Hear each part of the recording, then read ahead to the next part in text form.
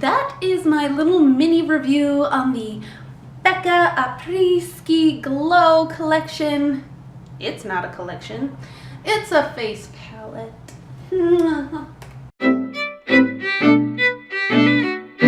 Hey guys, welcome to my channel. So today I'm going to be doing some swatches and a little mini review on the new Becca Apres Glow palette. I think that's how you say it. I don't know, but I'm gonna say it with confidence. Ha! So yeah, this is the outside packaging and it is absolutely gorgeous in my opinion. It's a very light blue with some like frost around the edges, and it's just so wintry and pretty, and I think it's just the perfect combination of like the name and the packaging going together, because it reminds you of like a nice little weekend in a cabin somewhere with like snow falling outside, and you might go skiing or something fun and wintry. I don't know, I don't ski, but anyway, that's what I think of when I think of Apres Glow. I don't know. Oh, well, obviously, because it has the word ski in it. That's why I think of skiing. I am so original. So this is what the packaging looks like. It's a nice hard plastic. It's a mirrored surface, and it it mimics the outside box. So when you open it up, you get a gigantic mirror that is the size of this whole thing right here. And then it comes with the face powders inside. And you have 1, 2, 3 highlights, 2 blushes, and a bronzer. So at first look you might think, wow, that blush looks bright, or that one looks too dark, and that bronzer looks like it has shimmer in it, but really it looks beautiful on the skin. This blush copper shade right here is kind of my new favorite blush ever. So that's the blush I have on today with a little bit of this, I think it's called Winterberry. Yeah, Winterberry blush kind of popped on the cheekbones, but very light because it can be built up to be this very strong color, but it also can be kind of just washed out and give a nice flush to the skin, which I love. I think it's a perfect combination of blushes for, you know, I think it would work for a lot of different people. Then you have your highlights, which they put in Opal, which they put in like every palette ever. They just like shove Opal down your throat, but it's actually a really pretty highlight. I do have it on today. So I guess if you like that, you can't get enough of it. It's in this palette. It's a good everyday highlighter. It can be built up to be more blingy if you like, or just subtle for like a nice subtle highlight. And then you have the rose quartz, I believe. Yes. Then you have rose quartz up here, which is a beautiful light pink highlighter. And I missed out on this when it came out in that limited edition packaging. I don't know, I just missed out on it, and I was like, no, it was beautiful, and I'm so glad to have it in this palette. And then you get this white highlighter, which is called Icicle. It has a blue reflect to it. I'll swatch all these in a second, but it has a blue reflect to it, which you can't really tell in the pan, but it looks really pretty on the skin. It gives a nice like frosty glow, so the word icicle definitely fits it.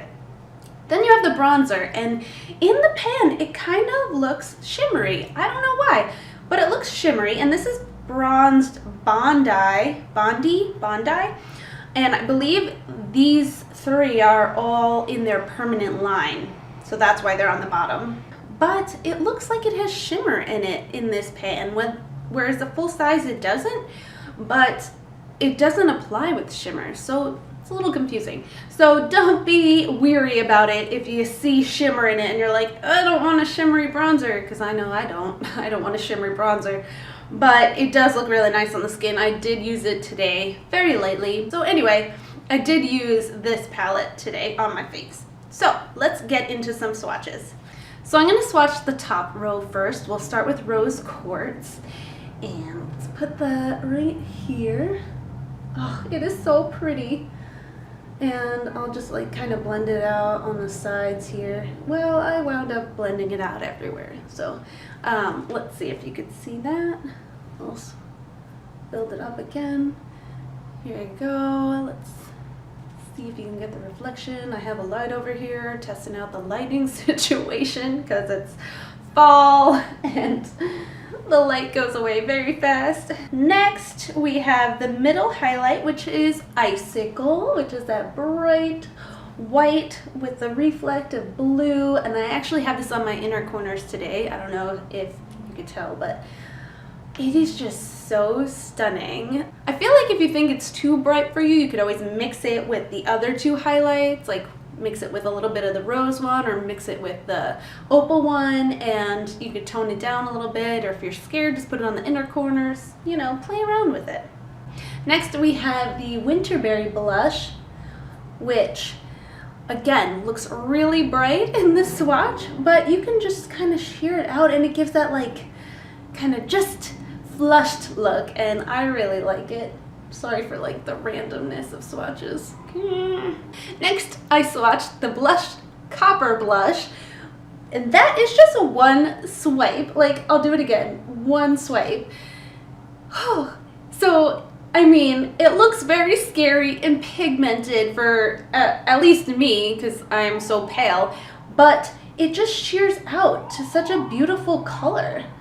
So you can apply it very lightly, and I feel like on deeper skin tones this would look beautiful.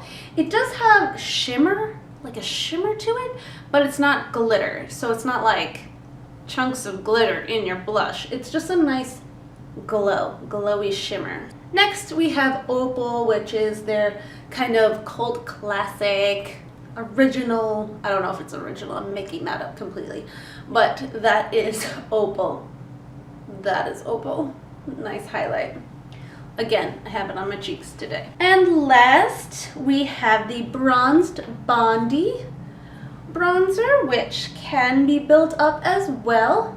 And it's a nice medium color. I feel like it leans a little on the orange side for me personally, but that is also because I'm pretty pale.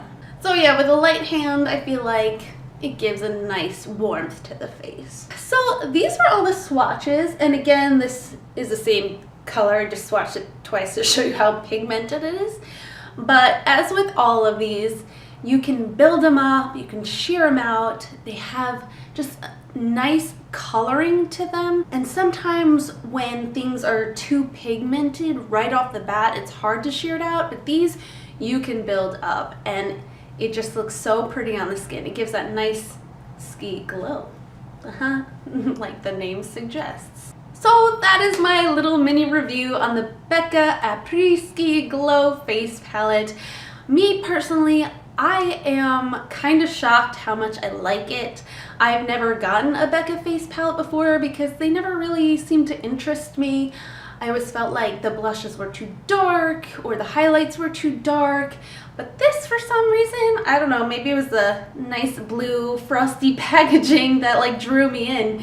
But I gave it a shot and I am so glad I did. And like I said, it's perfect for traveling. It's got a nice hard plastic case, and from what I've heard from other reviewers, it seems that they're more firmly pressed in the pan, so that's also good for traveling because it won't break as easily. But they're very soft to the touch. I didn't find them gritty at all. So yeah, I'm going to continue playing with this palette. So let me know if you picked this one up and if you liked it and what's your favorite shade inside, or if you didn't pick it up, if you're excited to try it. But yeah, so I'm loving it and I recommend it. And thanks for joining me today. If you have any questions, comments, feedback, please leave it down below. I'd love to hear from you. And if you liked it, give it a big thumbs up and be sure to subscribe, you know, the good stuff. So anyway, that's it for my dorkiness for one day. Thank you for joining me, and I hope to see you guys soon. Bye. Ooh, swatches. Okay. So this is what the outside packaging, not the outside, this is the packaging. Okay, let's try that again. That noise, man, every time. All the sirens, all the time. The next swatch I'm gonna do is the blushed, oh, come on. And my undertones are very yellow, so things tend to get exaggerated in... What? That doesn't even make sense. Ha!